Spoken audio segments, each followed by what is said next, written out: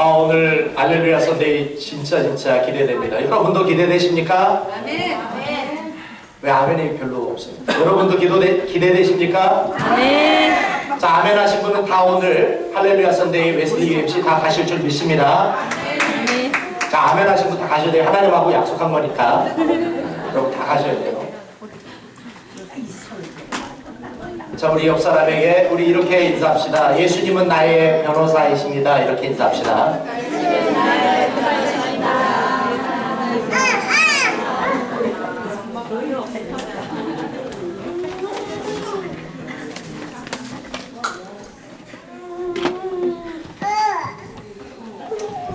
기독교에서 가장 많은 독자층을 가지고 있는 기독교 작가가 있습니다.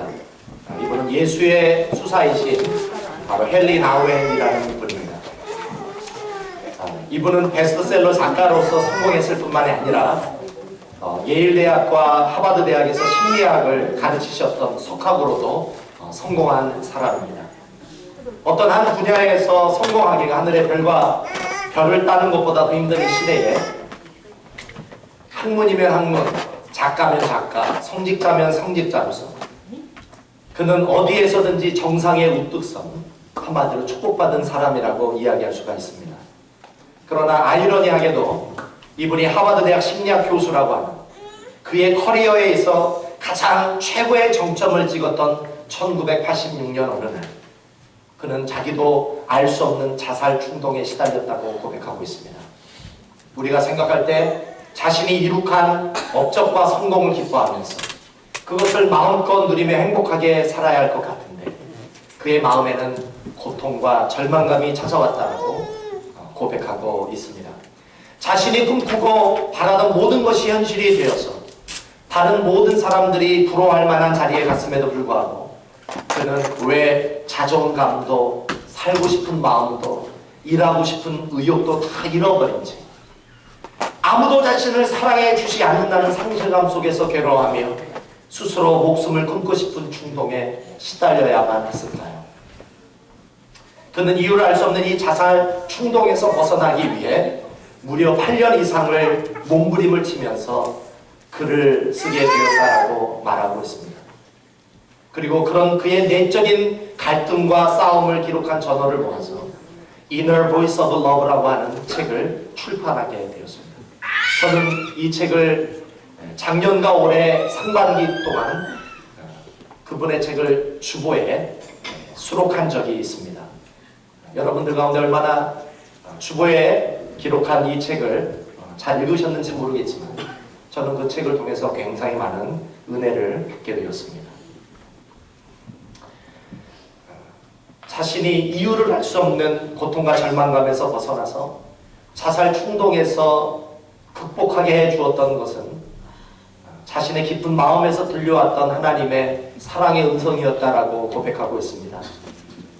자신의 깊은 마음속에서 들려온 하나님의 사랑의 음성만이 자신의 내면의 갈등과 열등감과 수치감과 상처와 외로움과 두려움과 공허감에서 자신을 자유케 할 수 있다라고 헨리 나우엔은 이야기하고 있습니다.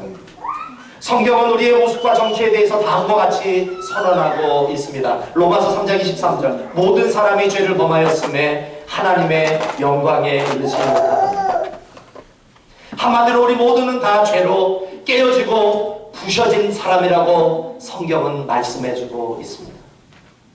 우리들 가운데 마음이 온전한 사람이 하나도 없다라는 거예요. 우리들 가운데 마음이 건강한 사람이 단 한 사람도 없다라고 성경은 말씀하고 있습니다. 얼굴은 웃고 있는데 다른 사람이 볼 때 그 사람이 행복하게 보이는데 사실은 그 내면은 다 부셔져 버렸고 다 깨어져 있다는 것입니다. 그렇기 때문에 우리가 남 부러울 것 없이 모든 것을 다 가지고 있다 할지라도 우리는 얼마든지 고통과 절망감 속에 괴로워할 수 있습니다. 우리는 우리가 시도했던 모든 것을 다 성취했다 할지라도 우리는 여전히 열등감에 시달릴 수 있고 얼마든지 자존감 없이 공허감 속에서 얼마든지 살 수 있습니다. 내 옆에 남편과 아내가 자고 있음에도 불구하고 얼마든지 외로움과 공허감 속에 시달릴 수 있다는 것이죠. 우리가 죄로 내면이 깨어져 있기 때문에 얼마든지 성공하고 잘 나가도 의욕부진과 자살 충동에 시달릴 수 있다는 것을 성경은 말씀해주고 있습니다. 아마 오늘 아침 교회에 나오셔서 예배드리러 나오신 여러분들 가운데 아무리 아름다운 좋은 옷을 입고 여러분들이 아무리 활짝 웃고 있다 할지라도 지금 마음속에 울고 계시는 분들 아마 계실 것입니다. 뭔지 모르는 불안이 마음에 찾아와서 괴로워하시는 분도 있을 것입니다. 모든 것이 다 잘 되고 모든 것이 아무런 문제가 없는 것 같은데 이유를 알 수 없는 염려와 근심이 여러분들의 마음을 괴롭히는 분도 있을 것입니다. 어떤 분은 마음의 외로움과 공허감 속에서 울고 있는 분도 계실 것입니다. 또 어떤 분들은 어떤 분노와 억울함을 애써 누른 채 오늘 이 예배에 찾아오신 분도 계실 것입니다. 그런데 사랑하는 성도 여러분, 사실은 그러한 마음을 가지고 있는 것이 비정상이 아니라고 성경은 이야기하고 있습니다. 그것은 당연한 것이고 자연스러운 것이라고 이야기하고 있습니다. 왜 그럴까요? 우리들의 마음은 죄로 깨어져 있고 부셔져 있기 때문에. 우리가 우리 공동체 가운데 특별히 기도해 주어야 하는 사람이 있습니다. 우리가 특별히 어떤 사람을 위해 특별히 더 기도해 줘야 될까요? 혹시 늘 벌컥 화를 내고 짜증내고 인상 찌푸리고 인상 쓰는 사람을 위해 우리가 기도해 줘야 될까요? 여러분, 그런 사람은 절대 자살하지 않습니다. 그런 사람은 마음과 표현이 일치하기 때문에 절대 스트레스가 쌓이지 않습니다. 절대 비관하지도 않고 절망하거나 자살하지 않습니다. 우리가 정말 불쌍하게 생각하고 특별히 여겨줘야 되는 사람은 어떤 사람일까요? 여러분들 주변에 혹시 늘 친절한 사람이 있나요? 혹시 여러분들 주변에 잘 화도 내지 않는 사람이 있나요? 쉽사리 짜증내지도 않고 늘 웃고 있는 분이 계시나요? 그런 분들을 위해서 우리는 기도해줘야 됩니다. 언제나 밝게 웃으면서 이렇게 인사를 하죠. 잘 지내니? 나도 잘 지내. 근데 사실 그런 사람들의 음성을 한번 귀 기울여 들을 필요가 있습니다. 나 늘 행복하게 잘 지내고 있어. 나 너무 잘 지내고 있어. 그런데 나 사실은 우울증이야. 가로 열고 나 우울증에 가로 닫고. 나 다음 주에 자살할지도 몰라. 가로 닫고 가로 열고. 우리 모두는 다 깨어져 있습니다. 다 부셔져 있습니다. 우리는 늘 행복하게 살 수 없습니다. 늘 잘 지낼 수가 없습니다. 마음은 슬픈데 그냥 웃고 있을 뿐입니다. 마음은 화가 나는데 단지 참고 있을 뿐입니다. 마음은 불편한데 행복하게 보여질 뿐입니다. 특별히 직업상 또는 상황상 어떤 자리 때문에 슬픔에도 웃어야만 하는 사람들이 있습니다. 특별히 리더십에 있는 사람들. 슬퍼도 웃는 것을 가리켜서 감정노동이라고 합니다. 이렇게 감정노동이 많은 사람들은 우울증에 걸리기 쉽습니다. 불안증에 걸리기 쉽습니다. 마음이 망가지기가 쉽습니다. 저와 같이 목사와 성직자와 같은 사람들은 비교적 감정노동이 많은 사람들입니다. 그래서 마음의 질병을 가지기가 쉬운 사람들이 바로 성직자입니다. 제가 지난달 연합속회 때 정선미 집사님으로부터 한 가지 질문을 받았습니다. 이모가 알라스카에 있는 한인교회에 다니시는데 목사님들이 자주 바뀐다는 거예요. 아마 3년에 한 번씩 목사님이 바뀐다라는 것입니다. 그래서 이런 질문을 하셨어요. 왜 알라스카에 있는 한인교회 목사님들은 자주 바뀌나요? 이런 질문을 했습니다. 이 질문을 받고 제가 떠올랐던 사람이 있습니다. 신학대학원에서 같이 공부하셨던 전도사님 한 분이 알라스카에 목회하러 가셨어요. 지금은 목사님이 되셨는데 그분한테 이런 얘기를 들은 적이 있습니다. 알래스카에서 목회하시는 분들의 경우에는 보통 3년에 한 번씩 교체해 주는 것이 불문율이라는 것이죠. 왜 그러냐고 물어봤더니 알래스카에서 보통 3년 이상을 목회하다 보면 정신질환이 찾아오기 때문에 보통 3년에 한 번씩 교체해 준다고 합니다. 사랑하는 성도 여러분, 목사도 우울증에 걸릴 수 있습니다. 목사도 정신질환이 찾아올 수 있어요. 특별히 저와 같은 리더십의 자리에 계신 분들을 위해서 여러분 기도 많이 해주십시오. 또한 우리 가운데 천사와 같은 사람들이 있습니다. 화도 잘 내지 않고 잘 짜증도 내지 않고 늘 웃는 사람, 그런 사람들을 위해서 여러분 특별히 더 많이 기도해 주세요. 그런 분들이 마음이 쉽게 다칠 수 있고 더 많이 망가질 수가 있어요. 여러분 이 설교를 듣고 혹시 이렇게 결단하시는 분 있습니까? 아, 이제 성질 좀 부리면서 살아야 되는구나. 이제 성질 좀 풀면서 살아야지. 아, 내가 어떻게 우울증에 걸려 이거. 이제 내가 살려면 이제 인상도 쓰고 살아야 되겠구나. 그렇게 받아들이시는 분들 회개하시기 바랍니다. 제가 성질 부리고 인상 쓰라는 말이 아니라 더 많이 은혜를 받아야 되는 말씀인 줄 믿으시기 바랍니다. 오늘 본문의 연약함에 대해서 말씀해주고 있습니다. 우리가 예수님을 주님으로 구세주로 영접했다고 해서 우리의 연약함이 사라지는 것이 아닙니다. 우리 신앙생활 10년, 20년, 30년에도 우리들의 마음, 연약함 사라지지 않습니다.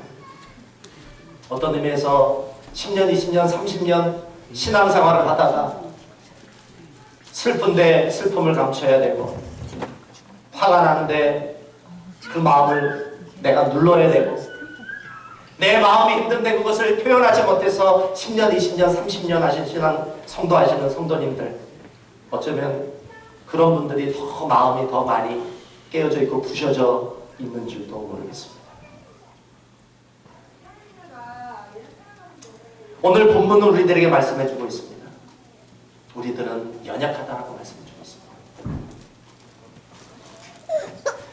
오늘 우리가 읽었던 이 본문에는 우리가 우리의 부서짐과 깨어짐에서 회복되기 위해서 우리가 알아야 하는 굉장히 중요한 영적인 진리가 있다는 것을 말씀해주고 있습니다. 우리가 정말 우리의 마음속에 있는 고통과 절망, 외로움과 슬픔, 의욕상실과 공허함으로부터 회복되기 위해서 우리가 깨달아야 하는 세 가지 중요한 진실이 있습니다. 첫 번째, 우리가 우리의 깨어짐과 부서짐에서 회복되기 위해서 나 자신이 연약하다라는 사실을 인정하고 받아들여야만 합니다. 예수님이 2000년 전에 이 땅에 오셨을 때 예수님을 통해서 회복이 되고 구원받은 사람을 소개하고 있습니다. 어떤 사람이 예수님으로부터 회복이 되고 구원받았을까요? 마태복음 9장에 보면 많은 세리와 죄인들과 창기들이 등장합니다. 그들은 2000년 전에 유대인들로부터 사람들로부터 인간 쓰레기라는 평가를 받던 사람들이었습니다. 그런데 왜 그들은 예수님으로부터 오히려 은혜를 받고 회복을 받고 구원을 받게 되었을까요? 그들은 자신이 죄인이고 깨어지고 부서진 사람들임을 인정했기 때문입니다. 반면에 그 당시에 사회로부터 사람들로부터 존경을 받고 인정을 받았던 바리새인들과 서기관들과 사두개인들은 왜 예수님으로부터 은혜와 구원을 받기보다는 질타와 책망을 받게 되었을까요? 그들은 자신이 깨어져 있는, 부셔져 있는 죄인임에도 불구하고 그것을 인정하거나 받아들이지 않았습니다. 그렇기 때문에 하나님의 긍휼과 은혜로부터 벗어나서 오히려 하나님의 책망과 심판을 받게 되었다고 말씀하고 있습니다. 사랑하는 성도 여러분, 오늘 이 시간 우리들의 내면을 한번 들여다보십시오. 여러분의 마음과 영혼이 울고 있는 것을 한번 여러분 들어보십시오. 난 아무렇지도 않아 생각하면서 사는 것은 자신을 학대하는 것입니다. 내 마음을 내가 알아줘야 합니다. 그리고 때때로 나를 향해서 이렇게 한번 안아주실 필요가 있습니다. 여러분 한번 나를 한번 안아보시겠어요? 나를 한번 안아보세요. 자, 나를 이렇게 안아주면 내 마음이 위로를 받는데요. 정하나 괜찮아. 할 수 있어. 정하나 괜찮아. 문제 없을 거야. 여러분의 자녀들과 또 남편과 아내에게 이렇게 자주 안아주시기를 바랍니다. 우리는 위로가 필요하기 때문입니다. 두 번째, 우리의 깨어짐과 부서짐에서 회복되기를 원한다면 예수님이 우리를 위해 기도해 주고 계신다는 사실을 믿으시기 바랍니다. 우리 본문 4장 15절을 같이 읽어보겠습니다. 15절.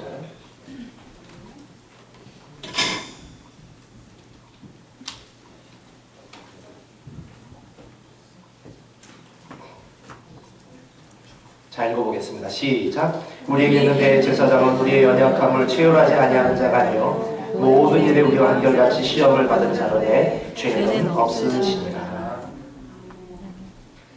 우리를 위해 죽으셨다가 부활하시고 승천하신 그 예수님이 우리와 상관없이 하늘에서 보좌에 앉아 계시는 것이 아니라 사실은 그 하늘에서 우리를 위해 대제사장의 사역을 행하시고 계신다라고 말씀하고 있습니다.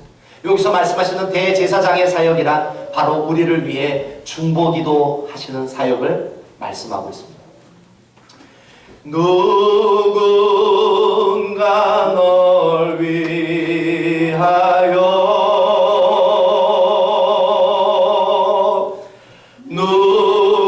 누군가 기도하네.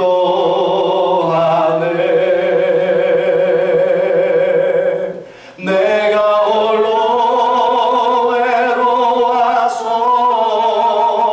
마음이 무너질 때 누군가 널 위해 기도하네. 그 누군가가 누굴까요? 바로 예수님인 줄 믿으시기 바랍니다.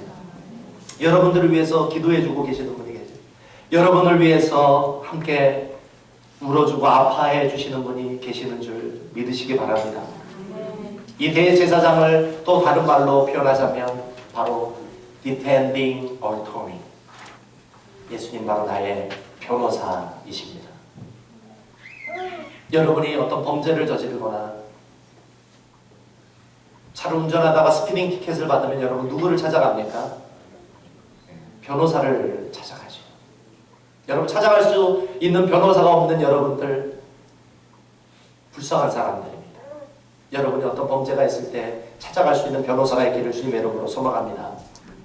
우리 중앙교회에서도 언젠가는 변호사가 교회에 오실 줄 믿습니다. 그 변호사가 좀 도와주셨으면 좋겠어요. 근데 우리에게 그러한 변호사가 없다면 여러분 염려하지 마십시오. 바로 예수님이 저와 여러분의 변호사인 줄 믿습니다. 우리가 죄를 지으면 사탄은 우리의 죄를 고발하지만 예수님은 우리의 죄를 변호해 주시는 분이시라고 말씀해 주고 있습니다. 여러분 죄를 짓고 낙망하고 어려움에 빠질 때 여러분 스스로를 고립시키지 마시고 주님 앞으로 나오실 수 있는 여러분의 변호사 앞에 나오실 수 있는 저와 여러분이 될 수 있기를 주님의 이름으로 소망합니다. 마지막 세 번째, 우리가 우리의 깨어짐과 부서짐에서 회복되기를 원한다면 예수님의 궁유하심을 믿고 은혜의 보좌 앞에 나아가야 될 줄 믿습니다. 우리는 보통 죄를 짓거나 어려움에 빠지면 교회를 멀리하고 성도들을 피하는 경우가 있습니다. 우리가 다른 사람으로부터 분리돼서 집에 혼자 고립이 되었을 때, 그리고 혼자 슬퍼하고 혼자 아파하고 혼자 두려워 떨 때 가장 기뻐하는 존재가 있습니다. 우리가 고립이 돼서 어둠 속에 있을 때 누가 가장 기뻐할까요? 사탄이 기뻐하는 거예요. 사탄이.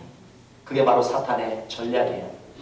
어찌든지 우리를 교회와 성도로부터 분리시키고 고립시켜서 어두움에 자살하게 만들려고 하는 것, 그렇게 해서 그 영혼을 파괴시키려고 하는 것이 사탄의 전략입니다.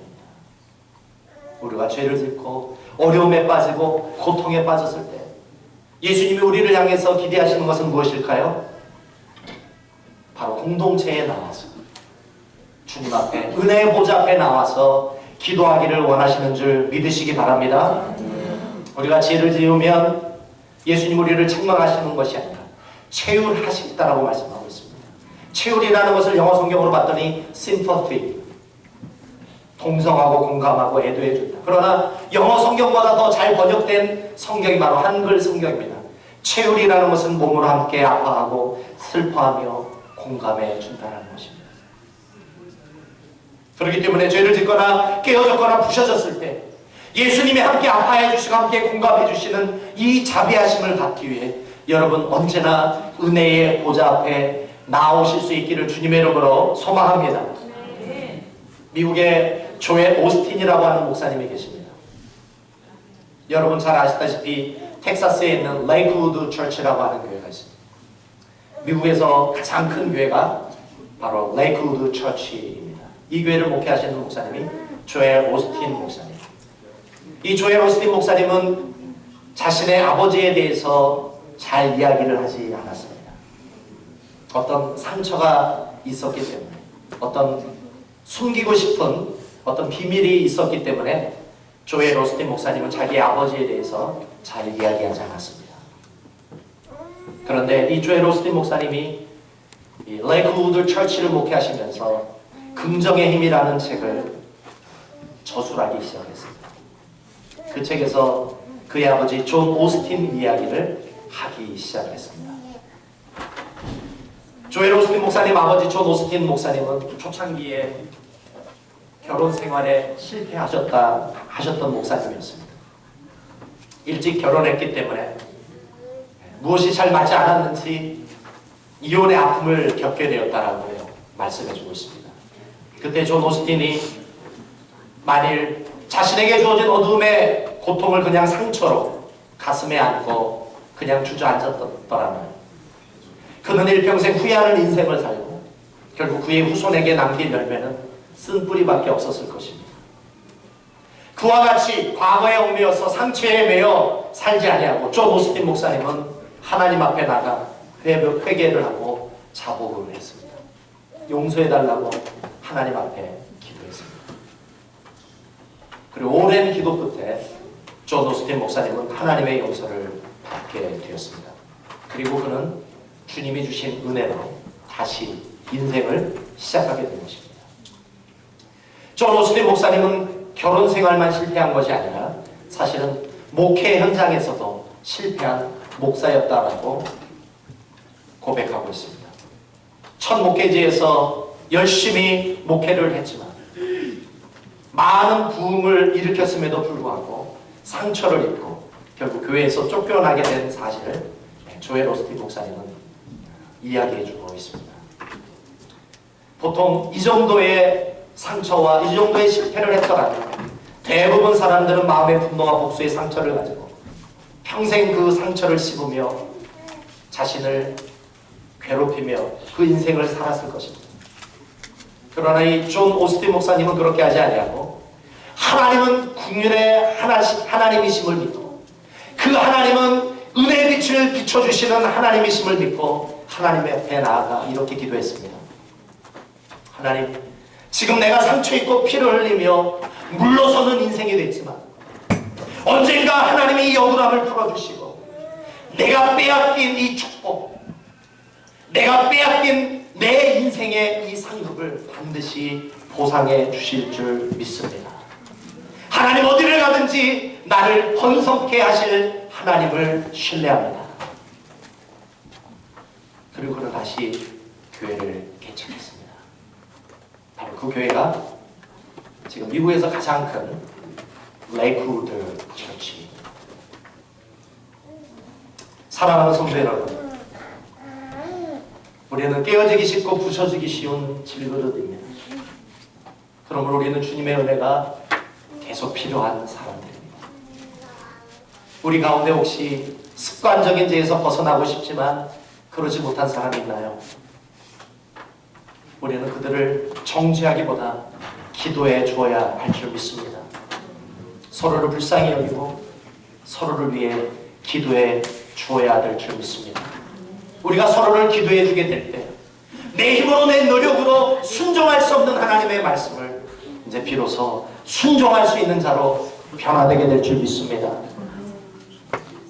하나님의 말씀에 반하여 내 본성이 도저히 하나님의 말씀에 순종하지 못했던 사람들조차도 결국 주님의 도우심으로 말미암아 은혜로 말미암아 내 본성이 하나님의 말씀에 순종하고 싶은 본성으로 반드시 바뀌게 될 줄 믿습니다. 사랑하는 성도 여러분, 우리 모두가 주님이 주시는 도움을 다 경험해서 저와 여러분이 주님 앞에 섰을 때 주님으로부터 이러한 고백을 들었으면 좋겠습니다. 너는 어떻게 이렇게 많이 나를 닮았니? 여러분을 향한 주님의 고백이 될 수 있기를 주님의 이름으로 소망합니다. 우리 같이 누군가 너를 위하여 우리 같이 한번 찬송하고 기도했으면 좋겠습니다. 당신이 지쳐서 기도할 수 없을 때 우리 같이 부르고 한번 기도했으면 좋겠습니다.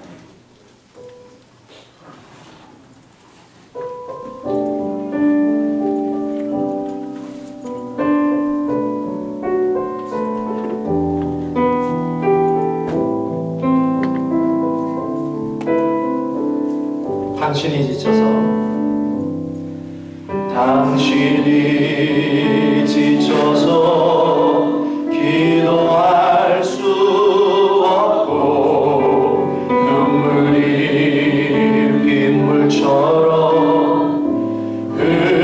흘러내릴 때 주님은 우리 연약함을 아시고 사랑으로 인도하시네. 누군가 널 위하여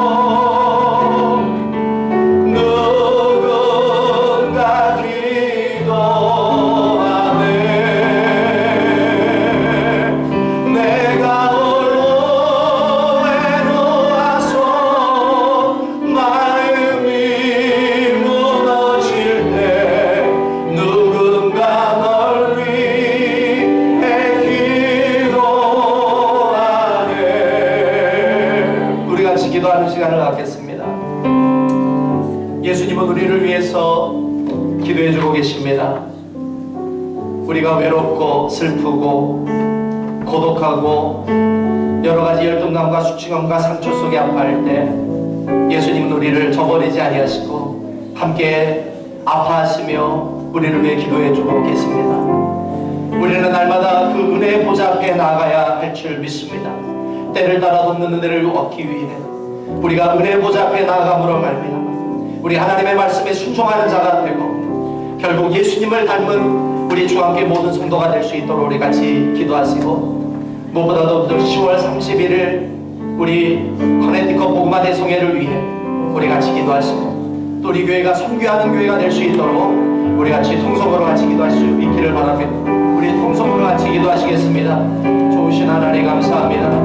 오늘도 아버지 하나님의 시간 저희들과 함께 하여 주시고 두세 사람이 내 이름으로 모인 곳에 나도 그들 중에 있다고 하셨사오니 오늘 주님 저희들을 함께 하여 주셔서 마음이 울고 있는 자들 아버지 하나님이 슬퍼하는 자들 불안으로 떨고 있는 자들 아버지 염려와 근심 속에 외로움과 공허함 속에 어떤 분노와 억울함 속에 아버지 하나님 아파하는 우리 성도들 한 사람 한 사람 주님의 성도 성령께서 주여 만져주셔서 우리 사랑하는 권속들 주님의 위로와 능력을 아버지 하나님을 받고 아버지 하나님 이 땅에서 날마다 승리하며 살게 하여 주시고 아버지 하나님 벗어나지 못하는 습관적인 죄로 아버지 하나님 아파하는 우리 성도들 아버지 주님 도와주셔서 주님의 말씀에 순종할 수 있는 은혜를 주시고 능력을 주시고 아버지 하나님이 주님 보시기에 아버지 하나님 주님 닮은 우리 모든 성도들이 다 될 수 있도록 주님께서 붙잡아 주시옵소서.